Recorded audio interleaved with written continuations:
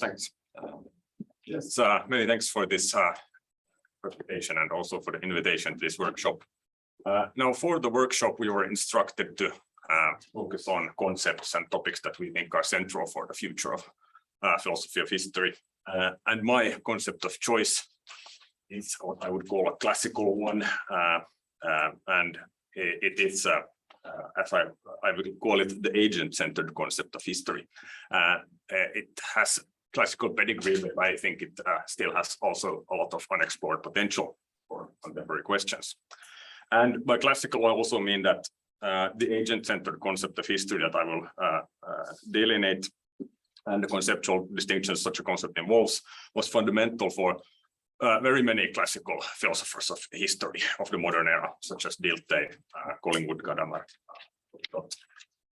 And one could even say that it's because of the so-called agent-centered concept of history that it was considered irreducible and essential by such classical philosophers that they thought that there's a need for a philosophy of history to begin with, that these kinds of questions can't be subsumed under epistemology or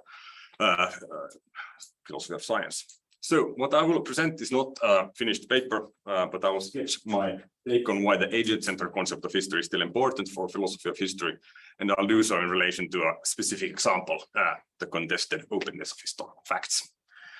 So what I will do is I will first briefly describe realist and anti-realist positions in contemporary debates about openness of historical facts. And then I will move on to examine the ways in which the stakes of debates about historical facts depend on the meaning of historical, or what I here will speak about as the conditions of historical knowledge. And I will finally sum up with arguing that the future of philosophy of history should reassess the dynamics between agent-centered and retrospective history for understanding the openness of historical facts and the substantiveness of historical debates. Now, speaking about realism and anti-realism about historical facts, this is one of the oldest and most discussed issues in philosophy of history for at least the last almost 100 years. And this debate shows no sign of stopping, and it has recently been discussed as an issue about whether the historian's retrospective narration creates or discovers historical facts and events. And the latest major spark in this debate was certainly Paul Roth's book, The Philosophical Structure of Historical Explanation. And in very brief terms, Roth argues, his first premise is that facts about properties of events hold only under a description.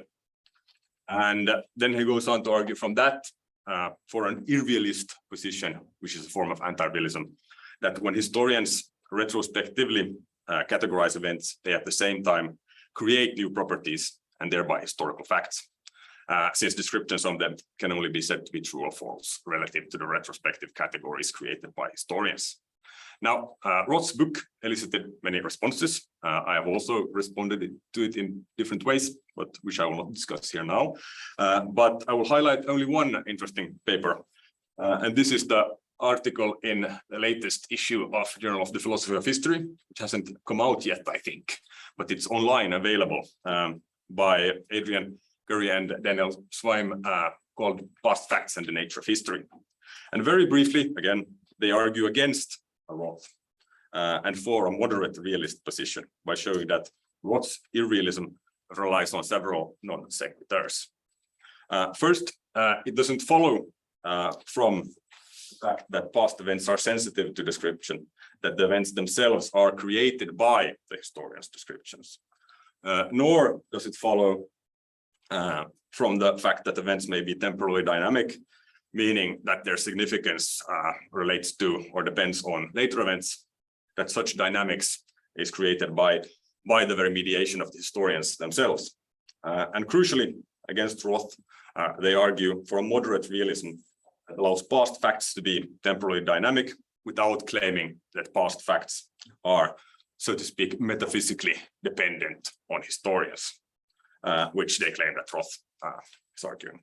And further, they argue that only from this moderate realist position can one make sense of the substantiveness of historical debates, the very point of continual re-examination of history depends, they say, on there being so-called mind-independent facts to be had. And the argument here is that otherwise there wouldn't be, so to speak, anything for historians to argue about. If they themselves create facts, then what is the debate about? Now, I will not go into details about these positions. I'm presenting them because I'm interested in what one could call a meta level of the debate about realism. And I want to ask what is at stake in debates about the nature of historical facts. And from the debate just cited, a very dominant conception of such stakes is revealed, namely that the question seems to boil down to a battle between ontological positions or metaphysical positions. The question seems to be that, is the world filled with independent items to be discovered, realism, or are items in the world dependent on the mind's apprehension of them, anti-realism? And anti-realism or irrealism, as Roth calls it, seems to be committed to the complete openness of redescription, since no mind-independent facts are to be had. And in contrast, realism, versions of it, uses the idea of mind-independent facts as a limit on redescription. Now, debating ontological positions may also be important, but I think this tends to neglect questions about meaning, justice, and conditions of historical knowledge, and thereby also, which I think are integral to debates about historical facts. And as a remedy, I will proceed to argue that beyond now that the stakes are revealed in a better way, or at least in a more comprehensive way when looking at how the debates go about historical facts. If one elucidates the agent-centered concept of history, and thereby also the dynamics between agent-centered and retrospective history. Now, to get started, I think one must first move beyond a merely formal characterization of the idea of a fact. Well, formally, a fact is what one would say a true description about a property ascribed to an event. But this says nothing yet about the difference between, for instance, what one would call historical facts and facts of the past. So for merely to ascribe properties to events is something that is done in every organized pursuit of knowledge, be it molecular chemistry, geology, history. So like many classical philosophers of history, I suggest one should start by distinguishing between history and knowledge of the past. This distinction is, I think, typically not upheld in much current philosophy of history, not at least in the same way it was upheld, for instance, 50 years ago. But history cannot simply be knowledge of the past, because the past is not the exclusive temporal domain of historians. For example, epidemiologists trace the causal origins of a virus to animal breeding 50 years ago. Or for instance, a paleontologist may infer the birth of a species from changes in bone findings that are millions of years old. So both do indeed produce knowledge of the past. Still, it doesn't follow that epidemiologists and paleontologists should be categorized as historians. And from this, I think one should conclude that the past itself is neither historical nor non-historical, and it's therefore possible to successfully study the past by many different methods. And this in turn implies that the historical denotes a particular way of understanding reality and not our knowledge of the past as such. And I think this distinction is also important not only for the arguments of this paper, but also in relation to critique of history in post-humanist theory. For if we understand this conceptual distinction now outlined, I think it's clear that accusations of anthropocentrism are often premised on blurring the distinction between history and knowledge of the past. The reason is that if one accepts the supposition that history just is knowledge of the past, then the historical method will certainly seem provincial and anthropocentric.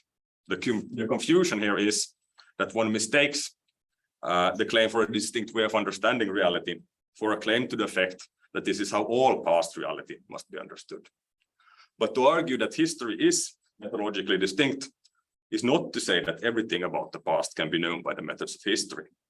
So quite the opposite of what some post-humanist critics believe, the argument for the distinctive character of history is a pluralist one.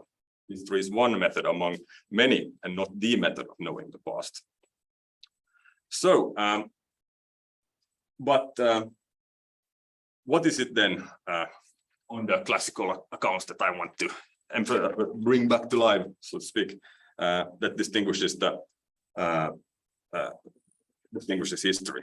So many of them have argued that the distinguishing condition of history is to invoke variant perspectives of meaning of historical agents for explaining actions and events.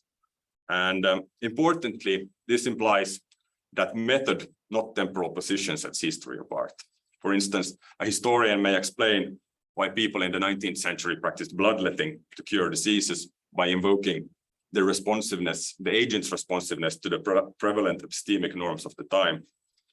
However, it's also by the same method the historian would explain a contemporary case of bloodletting in alternative medicine. That is, by invoking the agent's responsiveness to epistemic norms of medical knowledge within the relevant community. But consequently, there is no necessary connection between the historian's temporal position and historical explanation. For on this account, the historian is interested in what one could call the view from elsewhere, how reality appeared from the perspective of historical agents. Now, for one classical philosopher of history in particular, R.G. Collingwood, this was the crucial point about understanding the distinction between general facts of the past, say that it rained on this day 2 years ago, and historically understood facts. He argued that historical facts can't be established without rethinking the thoughts embodied in past action. For the historian's facts belong to the category of action or agency on his account. Identifying what an agent in fact is doing requires identifying why they are doing it. And this can't be done without a critical reconstruction of past reasoning in the light of the conditions of its meaningfulness. Now, this fundamental point, which I think is probably familiar to many here, is expressed in one of Collingwood's also famous examples of the nature of historical facts as the inside and not merely the outside of historical events, of past events. Now, his points involve the following distinction, which I think is still interesting for the debate about historical facts. A past fact on one person cut another person on January 1st, 1811, and half a liter of blood poured out. And this is them doing it right there. So, a historical fact on his account is on the same date, the agents were curing disease by bloodletting. And as the Collingwood's classical example, in early January 49 BC, Caesar defied Roman law by crossing the Rubicon. And the past fact, on the same date, Caesar crossed the Rubicon with a group of men. Now, why this is still, I think, interesting is that we see here on this account that there is a dimension of meaning or explanation in terms of purpose, significance, intentions, desires, goals, beliefs, etc., already built into the very idea of a historical fact. So contrary to his realist opponents, as he argued in his day, Collingwood and other also classical philosophers of history did not think that facts needed to be mind independent to be real, but quite the opposite, for history explains actions and events by evidence-based reconstruction of mind-dependent facts. And such facts are certainly not arbitrary or merely in the head of the agents, and neither does one need to construe them as being about individuals, as in this sense, because one can also think that an event it can be understood as an expression of thought in itself as a response to a certain situation. But for example, it's important to emphasize that this is not a mentalistic picture. For example, the Roman constitution is not merely in the head of Caesar when his crossing of the Rubicon is explained as an act of infringement upon that constitution, nor is the practice of bloodletting merely the figment of any one person's imagination. So this particular idea of historical fact serves one key epistemic interest of history. And here I think it's very important to remind there one key epistemic interest. I'm not saying that it's the entire epistemic of interest, as everything we could call history. And this is to know why in relation to what came before the events under explanation, and serves as answers to typically historical questions. For example, why did the Weimar Republic collapse? What were the causes of the Russian Revolution? Now, such questions, it is not hard to imagine that it would be very difficult to answer them without viewing as fact the way the world appeared from the perspective of the relevant historical agents. The Weimar Republic collapsing would be hardly intelligible without trying to understand the view of communism among social democrats in Germany at the time, for instance, which was central for the collapse of the Weimar Republic, or the actions of the fascists. And also the Russian Revolution, for instance, thinking about the goals of the revolutionary movements and Tsarist oppression and those kinds of things that it was also a response to. But importantly, it is of course not to say that the perspective of the agents is all that one needs in history, but that it's one key epistemic interest. And I think it's easy to think also of other actors here that are not tied to merely the agent's perspective. But based on these points, classical philosophers of history, the ones I cited at least, argued for a two-sided mediation of the historical past. And this view is not peculiar only to Collingwood, and it was argued that historical knowledge is essentially mediated from two sides. The historical past is always already mediated by the perspective of historical agents, and the historical past as mediated by the perspective of historians. Now, classical works gave pride and place to the first side of this relation, while philosophy of history, after the narrativist turn, tends entirely to neglect the first and privilege the second. In addition, many classical philosophers of history thought that retrospectivity is actually secondary, that for history, it is the agent-centered explanation of events that is irreducible. The reason why they reasoned this way is that they thought narration is an operation where one ascribes significance by linking together two temporally separated events, and that this operation must already presuppose historical understanding of the identity of the separate events in themselves. Without that, retrospective narration will be mere projection. But I believe one important task for the philosophy of history in the future is to re-examine the dynamics and relations of dependence between 1 and 2 for understanding the openness of historical facts, not as a distinction between facts and meaning, which some classical narrativist philosophers tended to do, for instance, Frank Ankersmit, but rather as interdependent levels of meaning or explanation in historical research. For with this dynamics of mediation in view, it becomes clear that the debates about the openness of historical facts are not typically, as they are actually carried out, of course, typically debates about ontological positions, but about whether which view from elsewhere is reconstructed as historical fact, and how does the historian's retrospective narration do justice to the meaning of such facts. So I believe one should go further and ask a question that I think is still often neglected in philosophy of history, and ask, in which way is the historian's redescription by narration and colligation dependent upon agent-centered history? Now, the problem is not that this question has never been posed.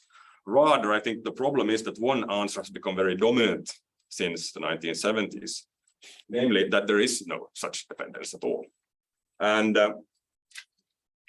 for narrativist and narrativist philosophers, but also people who can't be categorized in this with these terms, tend to be realists about facts, but full-blown anti-realists about narration and colligation.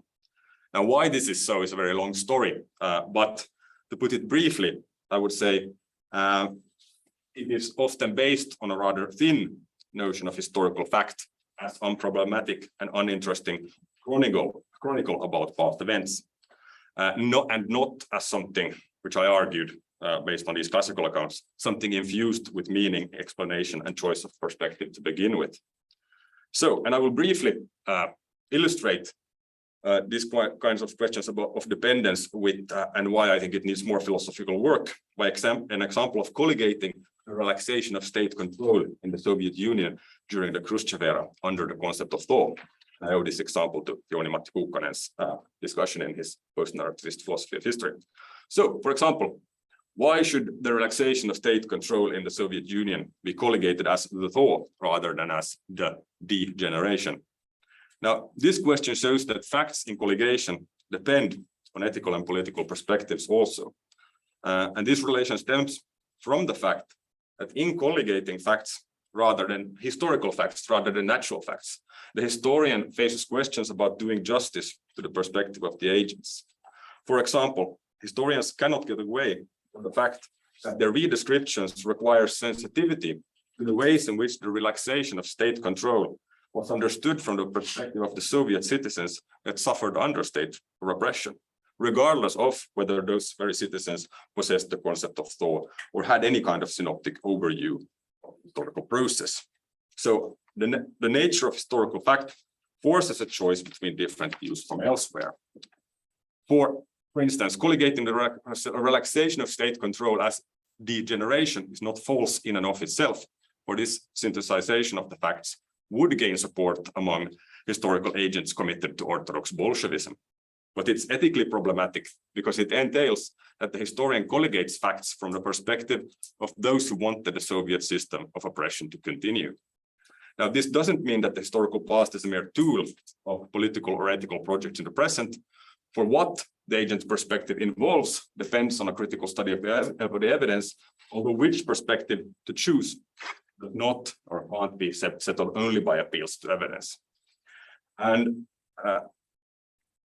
philosopher of history Chris Lawrence has expressed similar views in a critical assessment of the Historiker Streit in Germany. And I think this is a quote that elucidates these matters, so I will cite it in full. He writes, "The descriptions of historians embody points of view or perspectives from which reality is observed.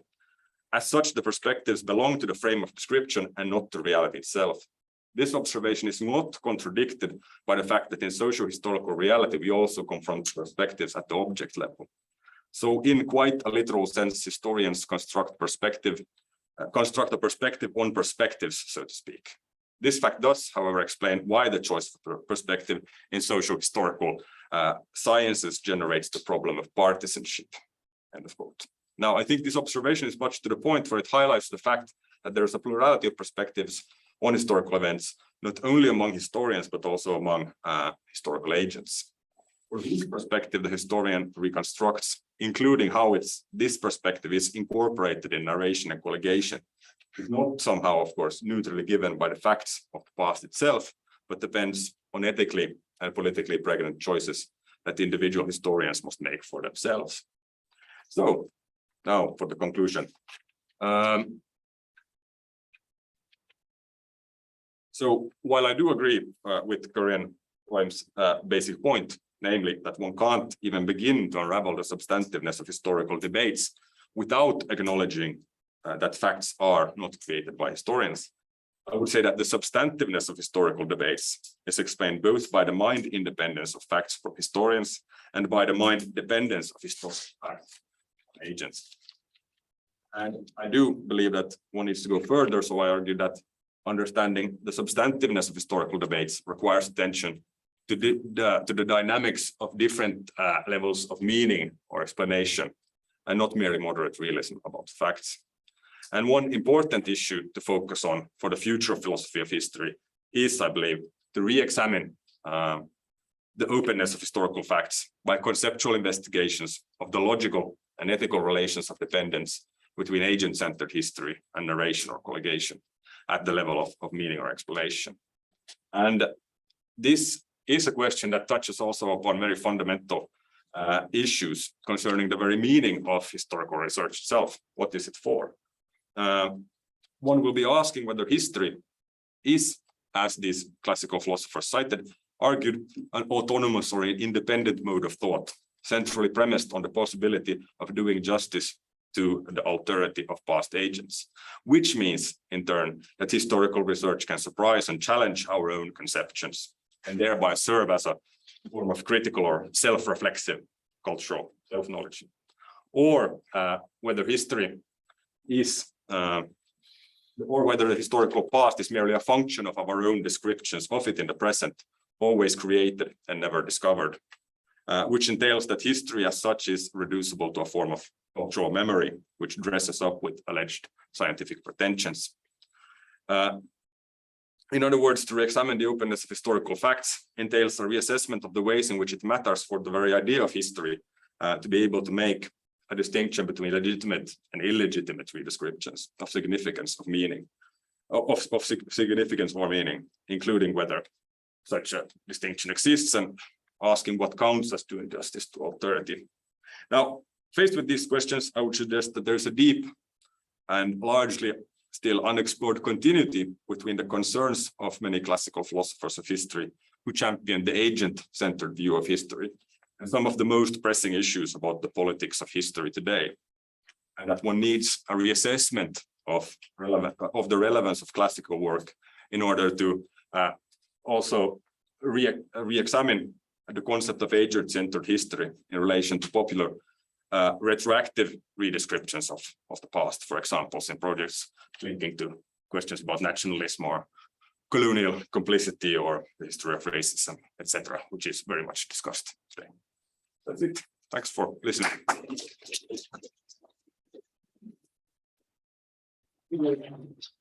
8 minutes for discussion and comments, questions.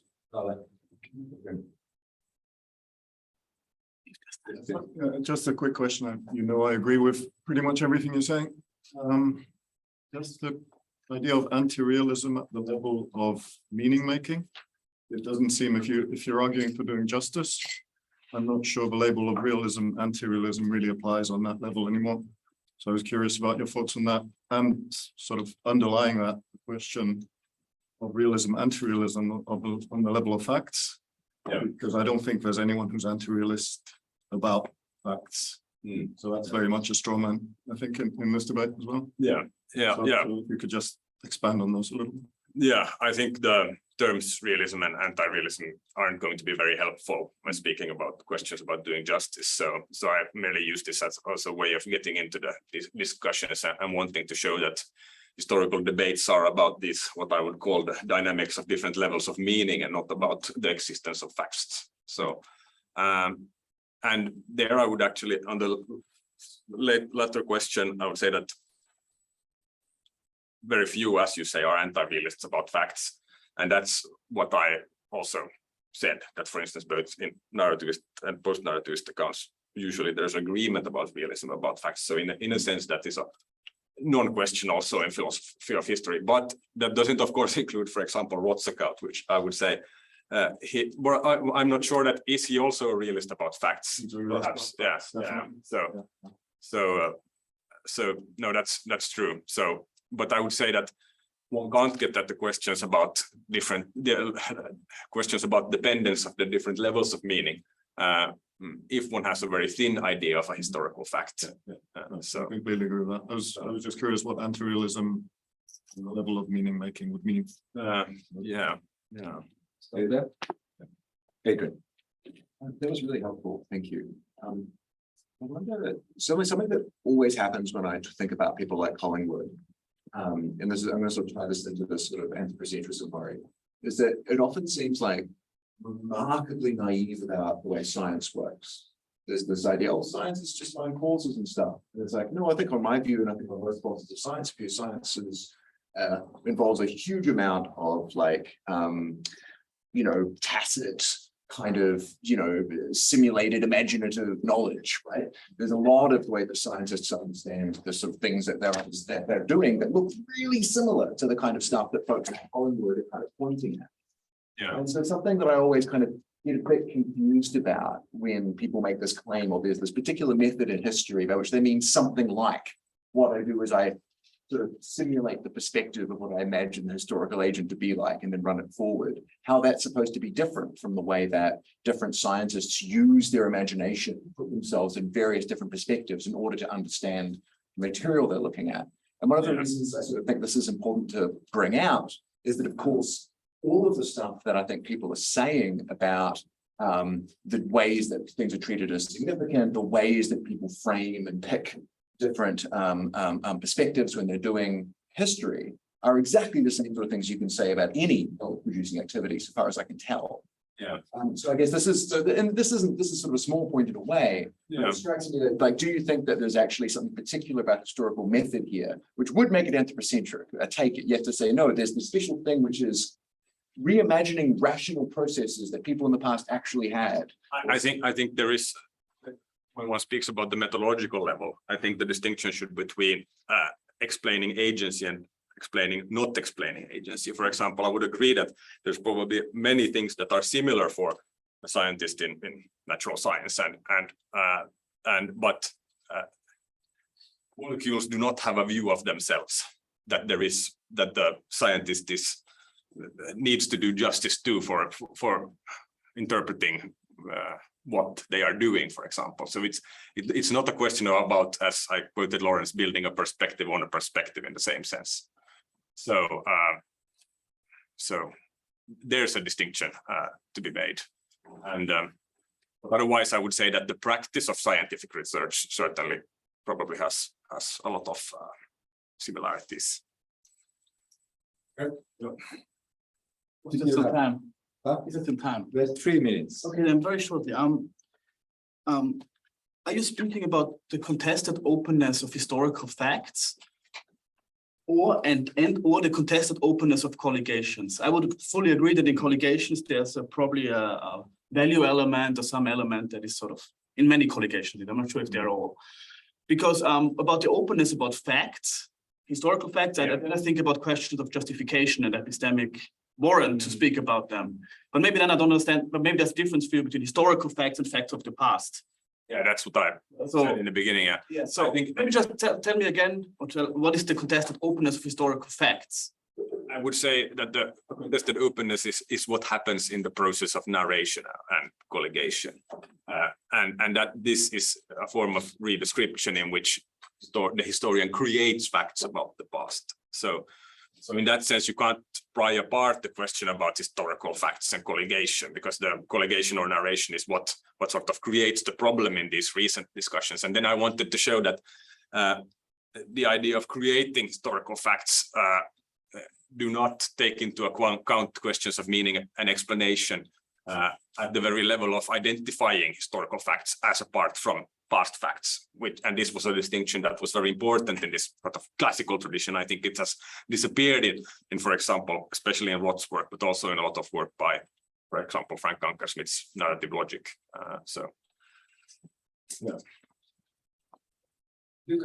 Yes, Question then. brief follow-up to your answer to Adrian's question. Yes. So it occurred to me that not all historians might be in the business of retrieving past agents' perspectives in that way. I started thinking about this tool where historians are trying to make biographies out of scientific instruments.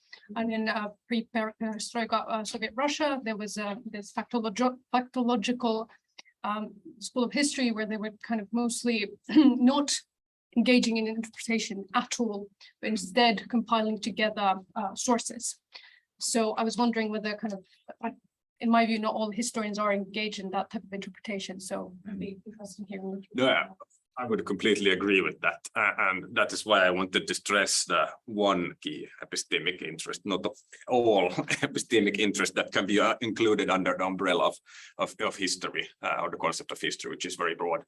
That is why I think one of the problems of understanding classical philosophers of history, such as Collingwood, is that he seems to be saying, when you read him, that this is what history is about. This is history. Nothing else can be called history than his own account of what is important in history. So I think one should be taking into account this plurality of very different ways of doing historical research.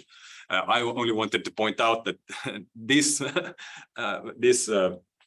agent-centered concept of history is not something we can sort of do away with, but it's still important for understanding why the substantiveness of historical debates, because there is these questions about doing justice to the alterity of past agents. But I'm not saying that this question equally appears in every form of historical research. So.